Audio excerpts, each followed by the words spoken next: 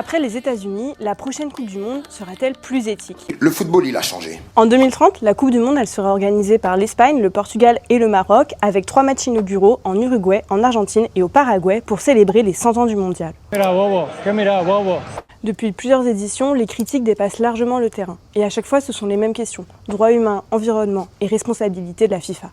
Avant le mondial en 2018 en Russie, Amnesty International alertait par exemple sur la répression des droits, la liberté d'expression ou encore les mesures prises à l'encontre des personnes LGBT.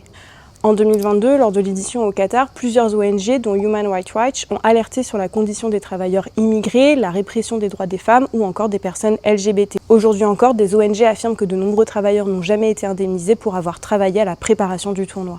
Et pour cette édition 2026 aux États-Unis, les débats changent. Politique migratoire américaine, empreinte carbone et sécurité pour une compétition répartie entre 3 pays qui opposent près de 48 équipes.